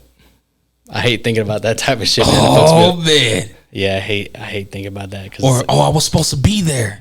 Yeah, you know, I had a dinner there, or whatever it is. Well, sometimes, like, you'll be pissed off you're late to something. Like, I'm going to be late. But what if being late is what saved your life? You just never know. That's why you got to go with the flow of life. You can't really get upset about things you can't control. How many stories do we hear about 9/11? Right, people that were supposed to be there that day. Called into work. Damn, we just got deep. I went and got donuts for the 97th floor. Yeah. And while I was at Dunkin' Donuts, the planes hit. Some people just got a feeling, right? Like, I just had a feeling that day not to go. That intuition, man. That's crazy. You got to trust your gut, for real. Trust your gut. All right, good question, Jackie. I appreciate that. Yeah, that got us going deep right there, man. Marcos in Portland. Shout out to my Portland folks. What trend in the podcast field do you enjoy? Do you consume any podcasts? I do. I like a lot of comedy podcasts, like Tom Segura's podcast, stuff like that. I like a lot of comedy stuff. That's mostly what I consume, comedy ones. You obviously watch Flagrant, right? You listen to Flagrant? Not a lot. No, that's pretty good. They had some comedians on there that's really good. Really? Mm-hmm. Who runs that one? That's Andrew. So Andrew Schultz, who's a comedian. Oh, okay. Yeah, I don't necessarily watch his directly, but yeah, I'm just kind of in that world. But I do watch some music ones too. So, what comedy or what trend in podcast field do you enjoy? Trends. I guess it's trendy to have a comedy podcast now. I don't really know the question too much. Yeah, it's kind of hard to answer. I appreciate people jumping into this lane of podcasts because it means more. Some people say it's saturated. I think that it's healthy to have more options. Yeah. Right. Because of this, you might get hit up to do more. Even if I don't know if people reach out to you to do this stuff, but I think that even if our community reaches out to you, I think they're going to bring a different conversation than what we just had. Right. Right. So I embrace more, especially in our community. Yeah. Because not every guest is going to be for every podcast. Right. Right. So more opportunity, the better, in my opinion. Yeah. That's what I love about podcasts too, is just like hearing just like normal conversations and stuff you wouldn't necessarily think about, people's perspective on things that you wouldn't normally see. That's what I like about it. But I don't know if that's a trend, but yeah. All right, Marcos. Sorry, I said your question too much, but hopefully that helped you. Shuffles in the Bronx. Shout out to the Bronx. When was the last time you were embarrassed? Damn. I don't know. I can't think of like a moment, but it's funny because being a creative and playing like your art, so like being a producer and having to play like your music that you made, or being an artist, or putting out a podcast, or doing anything where you have to be vulnerable, I kind of feel like embarrassment when I first play like beats for people. I don't know why, because it's so like raw and it's like your art and it's so subjective that like there's some like little bit of embarrassment, like will they like this or something like that. I feel like I go through that a lot, and it's funny. It's kind of comes back to like imposter syndrome, because like I shouldn't be embarrassed. Like I do this shit at a professional level. Like I know my shit's good, but it's like there's always that little bit of embarrassment. Like, dang, this is like something I made and they're hearing it and it's vulnerable. Oh man, that'd be terrifying. Especially if you're playing it for somebody with like notoriety, somebody that maybe you look like playing a beat for Drake would be crazy. Yeah. That's how it is in like studio sessions too. It's kind of like being on stage, not performing on stage, but like there's a room full of people, like it's the artists and all their friends, whatever. and there's like a party going on, or sometimes it's like super like small, but you're just up there with your laptop and they're like, all right, go, you know, and you're just like in front of the whole room, just like, I made this, play, you know, and it's like super vulnerable and kind of weird. But then like those are the moments that give you confidence in your art, because like when the artist is like, yo, you made this is crazy, pull this up right now, I want to record on this, then you're like, okay, you know, I'm doing something. And then there's times where it's like next, goes through the whole pack and he's like skips everything. So I feel like that's where the confidence comes from, like doing that and then having people like react to it positively, like, this is crazy, this is the craziest beat I've ever heard. Like those moments is what really like, you know, locks it down. Like, all right, I'm doing something, you know? I think the last time I was embarrassed was I was DJing at a bar named Sue, 8136 South State Street. Salute. Shout out, Sue. And I just updated my iOS. And iOS, I don't know if you dabble with Serato or not, but yeah, Serato and iOS do not mix well. I use the Native Instruments one. What is that called? I forget what it's called. Me too. I know what you're talking about though. I only dabble in DJing a little bit. I've done like 3 shows. Do you like it? Yeah. Why don't you do more of it? I don't know. Because this is not my main focus. I just did it for fun. Okay. But anyway, continue. I was DJing there, and about an hour and a half into my set, it just freezes. And I'm like, what the hell? What's going on? What do I do? Because it doesn't happen. Like, it never happens. Right. And so I'm like, all right, fuck. All right, well, I'll tell the bar, hey, put on house music. I need a restart. They do it, restart, and I get another hour in. Same thing happens. Freezes up. I'm like, what the fuck? Like, it's freezing in the middle of Cupid Shuffle. Like, what? Right. Come on. Like, it's not just any song. This is a line dance. Everybody in the club, in the bar, knows this song. Worst moment. It's like you're killing the vibe, man. Exactly. This dude sucks. Get him out of here. That's like the biggest fear as a DJ, I imagine. Oh, man. And it's all software. It's nothing I can control. Right. I thought I was doing the right thing by updating my software.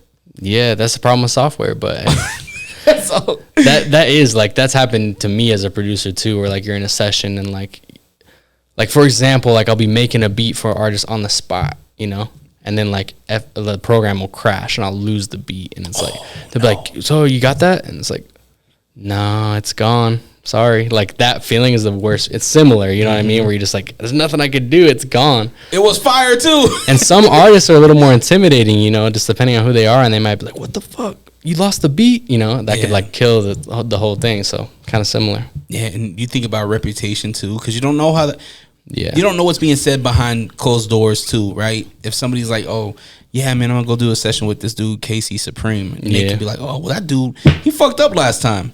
Yeah, but I feel like everyone has bad days. And I feel like a lot of people get lasting impressions of people, but you never know what they were going through that day. You know? Very true. There's some artists where I thought they were assholes, but maybe they were just having a bad day. You don't know. You know what I mean? So I try not to hold too much judgment against people. I try to give people the benefit of the doubt, maybe too much. So I was interviewing Young Gravy, and I had somebody with me. I'm not gonna name him, but was it during the Hive Festival? No, this was before. Oh, that's where I met him, at the Hive Festival. This was matter of fact. So I was interviewing him, and after the interview, my boy was like, he didn't have like no energy. That dude was kind of just like blah. Yeah.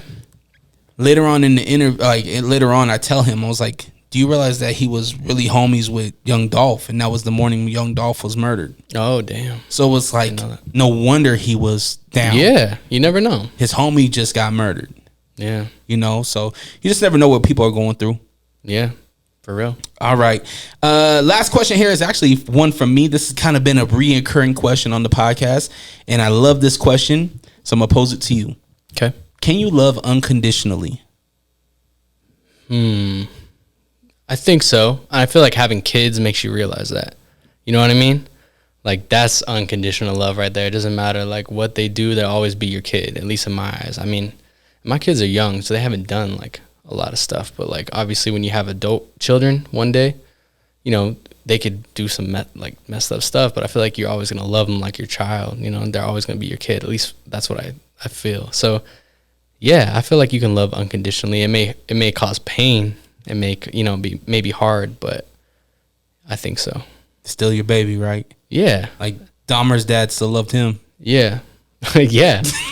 That's crazy, though. Yeah, that's true though. You see like murder documentaries, and the parents are still riding for the kids. Like, Yeah. he didn't do anything wrong. You know? He didn't do nothing wrong. So he murdered 10 people. Yeah, school shooter. Hey, Right. He was all right. Yeah, that's a tough position to be in as a parent, right? Very tough. You want to give your kids like the benefit of the doubt ultimately over anyone else. Like, nah, they didn't do or whatever. But I feel like having kids makes you realize like unconditional love exists. I would love to sit down with a parent that has went through some trauma with their kids, like a school shooter or like a mass murderer, because I would like to know how their psyche is. Do they blame themselves? Like what? It's interesting, to think about. Because I could be their fault because you're a product of your environment. I instantly think about like this year, my son got into his first fight, 5th grade, got into his first fight. Dang. And I start to question myself. I'm like, did I teach him everything that he needs to learn on like how to avoid fights and how to defend himself? Yeah. Right?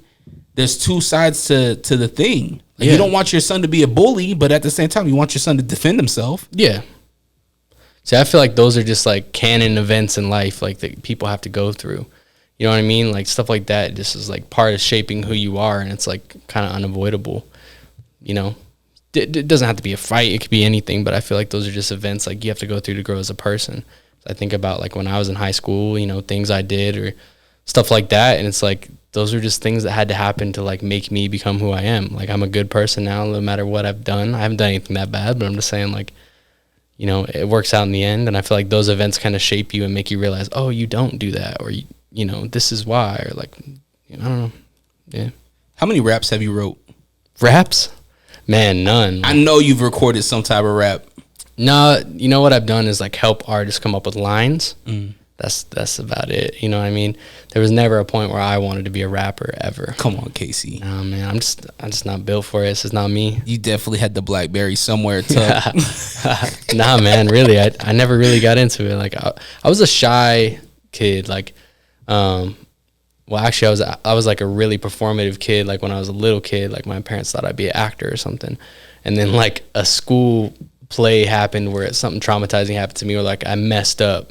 I got really embarrassed, and that like turned me into someone who's like super stage fright. So like the thought of having to like rap for someone or like ever being a rap, like never. Yeah, it's not my thing.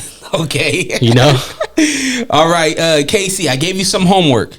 Yeah. I want to do 2 truths, 1 cap with you.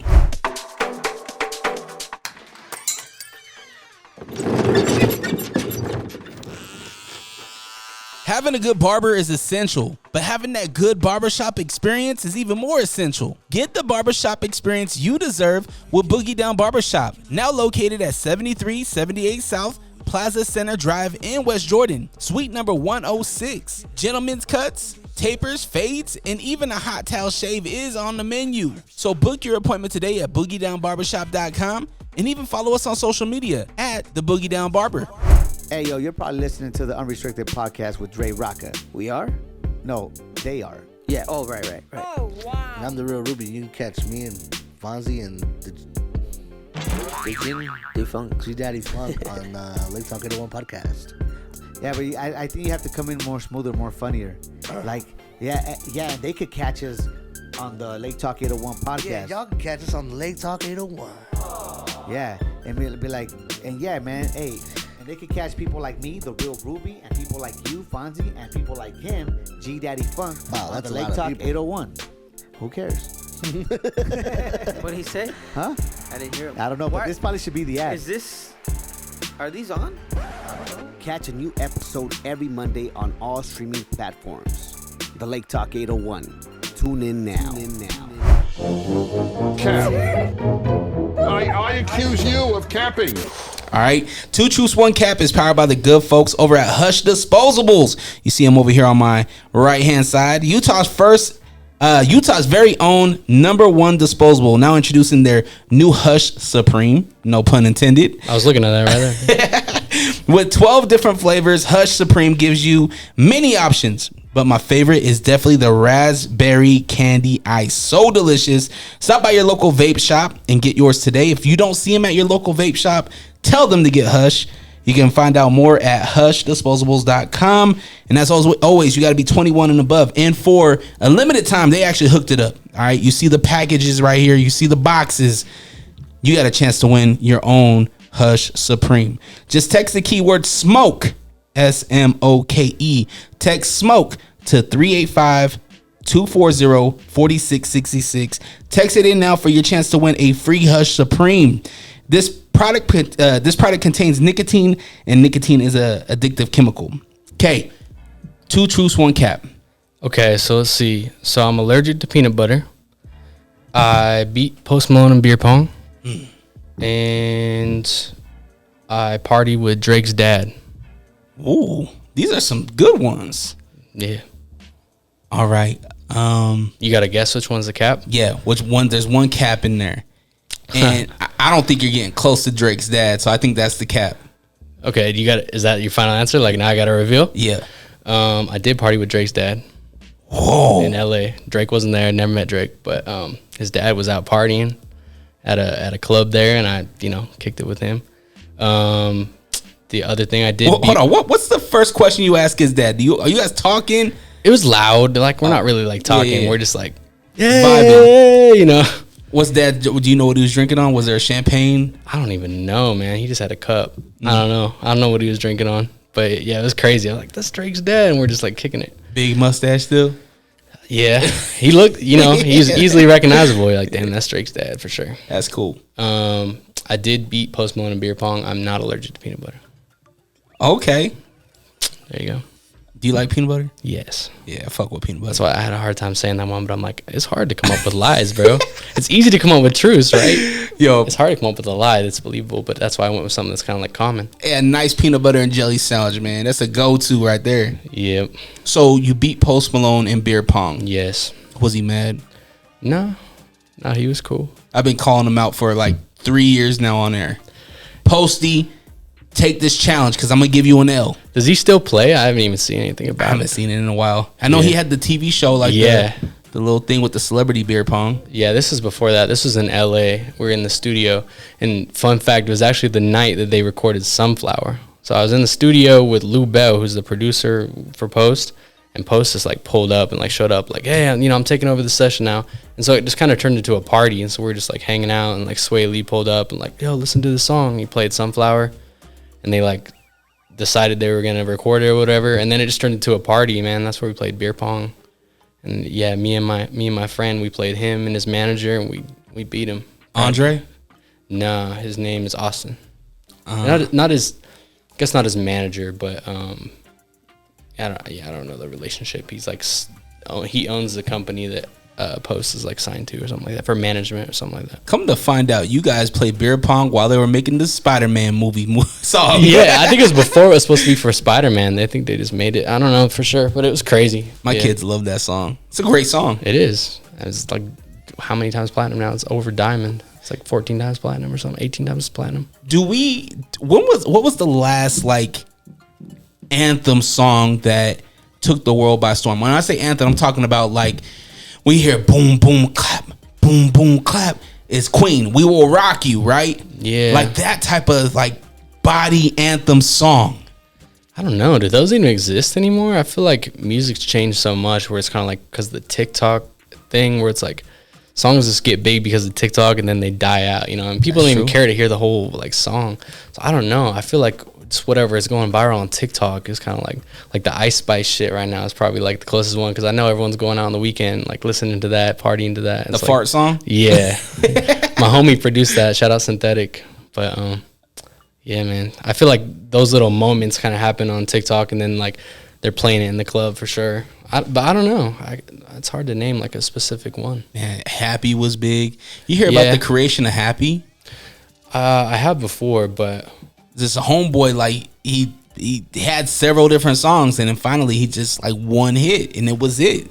Oh, you're saying like he sent the reference to Pharrell?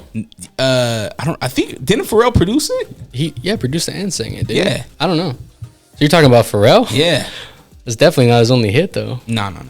But I think that is definitely probably his biggest hit. Even with the Jay-Z records, even with the Nerd records. Arguably, yeah, like the most mainstream number. Yeah. Fair enough. Has to be. Well, at least that he performed. He's probably got some that he produced. You know, of course. Yeah. I lost my mind when I found out he did the SWV Human Nature joint. Yeah. SSWUV. I was like, that's Pharrell? Yeah. Man, shout out Pharrell. Definitely inspiration as a producer. Definitely. Do you have another 2 Truths 1 Cap? I think so. Let me think for a second. Okay. So another one. I partied with Dennis Rodman backstage at Rolling Loud. I created a website when I was 9 years old. That's when I created my first website. And my grandpa invented like the cinnamon toothpick, little plastic things. What? Yeah. All right. I low-key want to believe Dennis Rodman, and I think you're very, very smart, probably at a small age, that you probably did create a website at 9. So I'm going to say the cap is your grandfather. Yeah, man. I really couldn't come up with anything else, like on the spot. Shit. Dang. That'd been cool, though. Yeah. It could happen. How was Dennis Rodman? He was weird. Like, he was We knew that, though, right? Yeah. He was like wearing like a cape and like all this crazy shit. He's in one of my favorite movies with him and Jean-Claude Van Damme. Oh, yeah? It's called Double Team. Oh, yeah. Have you ever seen it? Yeah. Oh, man. Yeah. He was an interesting guy. But, yeah. What website did you create? So when I was 9 years old, I was really into Dragon Ball Z.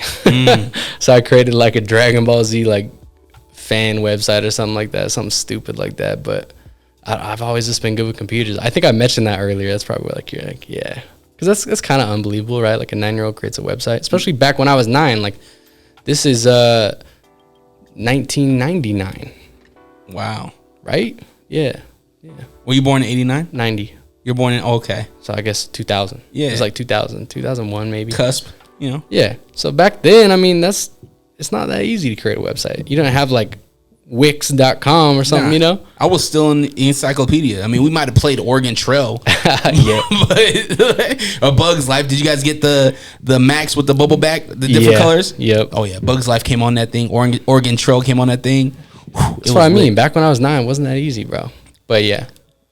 Yep. We come from the encyclopedia ages. Yeah, it's crazy to see like how much technology has advanced even since when I was a little kid. Oh shit, man. I remember like AOL chat. Yep. AOL chat rooms and stuff, or AIM, and then all that shit. We used to talk about LimeWire and Kazaa. LimeWire, bro, that shit was sketchy. But I knew how to navigate it, man. I was the only one. People would like hit me up like, yo, I need these songs. So I'd be the one like burning all the CDs for everyone. Oh yeah, there was 5 kids out of a school of 700 that knew how to do it. Yeah. And you were one of them. I was one of them, man. Same with like MySpace. You remember MySpace? Like everyone would be like, yo, can you like make my MySpace look cool? Because I do all the coding and stuff. Did you know about Sealy at that time? What? You know Sealy? No. Chris Lee? So Chris Lee, oh man. KC Supreme. You got to give me some context. Okay, so this dude. Oh, wait. He's a graphic dude? Yes. Okay, I do know. So Chris Lee, C Lee, he now works for Nike. Yes.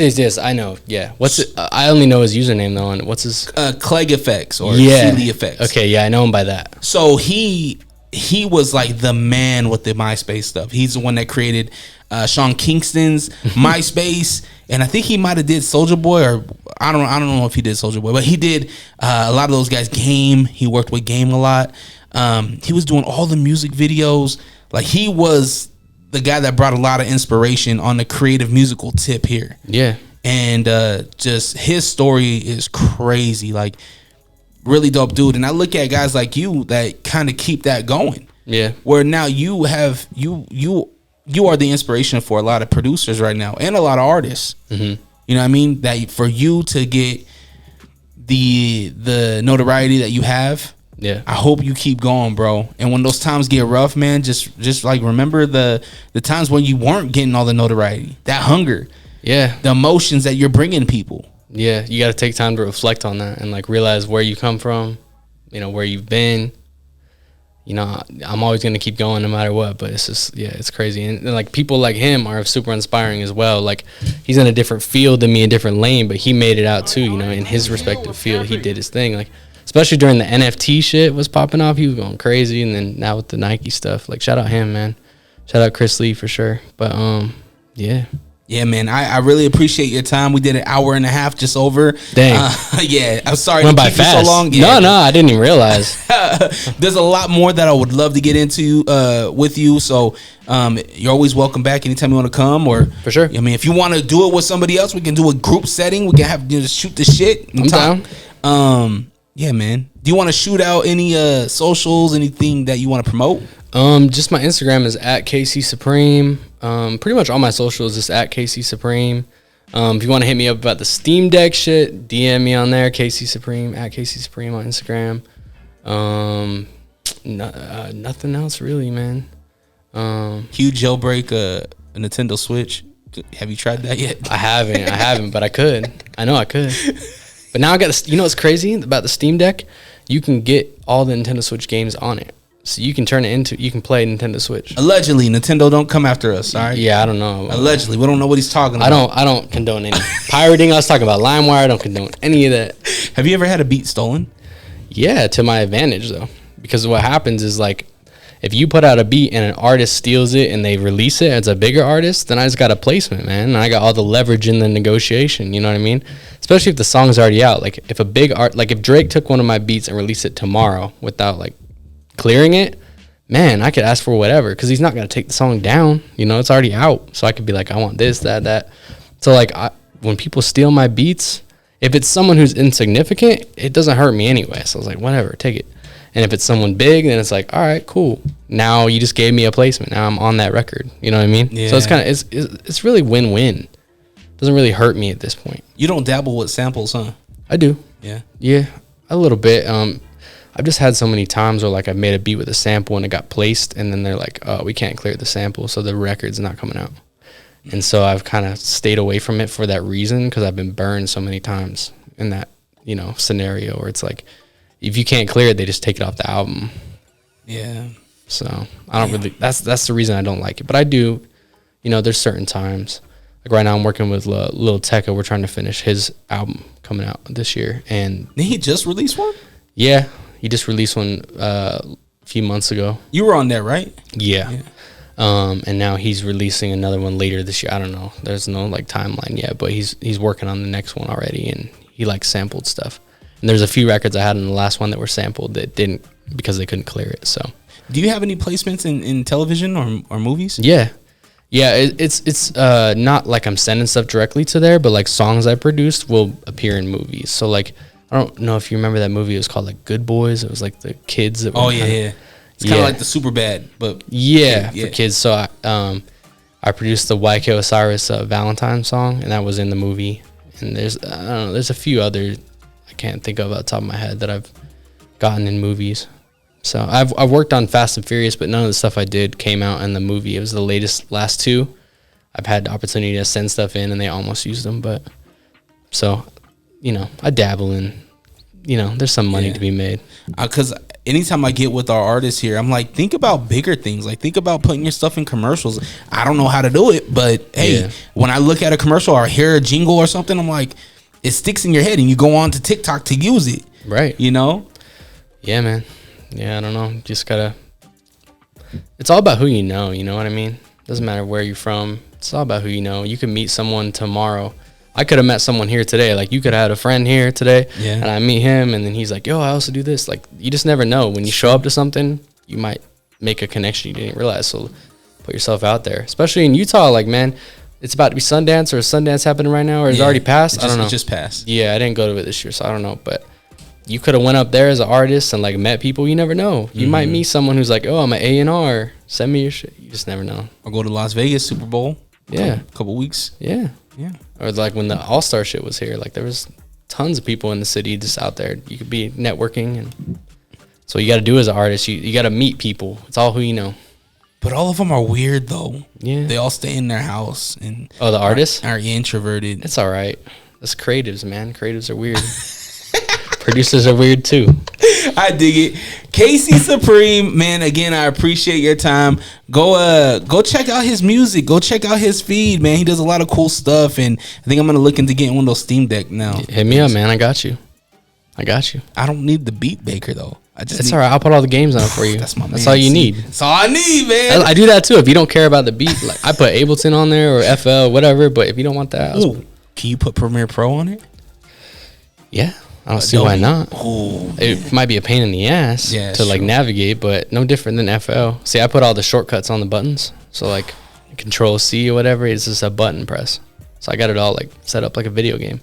Now, do you import your, and let's keep on running this podcast, but I'm going to close out. I promise you I'm going to close out. My bad. But now you keep on making me think. My bad. So when you're creating a beat on the Steam Deck, are you like airdropping it to your Steam Deck? Are you completely doing it fresh off of your Steam Deck? I'm starting brand new on the Steam Deck, man. Like and to be fair, it's only been a few weeks that I've really been messing with it, so I've made a ton of beats on it. But I just started from scratch on there. It's like fully capable, man. And the speakers are good too. Like all the videos on my Instagram, this is from the speakers off the Steam Deck.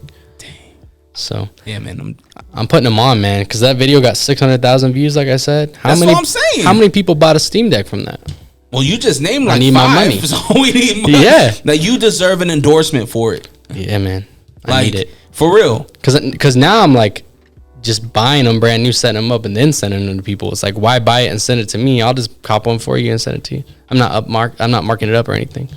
So if you need one, you need to put the KC Supreme logo on the back. I should like label it somehow. People might get mad though. Like, damn, just fucked up my Steam Deck. Go buy a t-shirt, go get a hoodie, support this podcast. Because of you, I'm able to keep this thing going. So if you want to keep the lights on here, go on to allrock.com, ALLRAWK.com. Follow me on Instagram at Drerawka, DRERAWKA. And again, another big shout out to Hush. Big shout out to Fusion Motors. If you want Hush, all you gotta do is text the keyword SMOKE to 385-240-4666 for your chance to win a free Hush KC Supreme. Free Hush Supreme. You must be 21 or above, and make sure you give them a follow at Hush Disposables. And also, I am for she, HushDisposables.com. Hope y'all have the day you deserve. Always protect your light. We out. Peace. Appreciate you.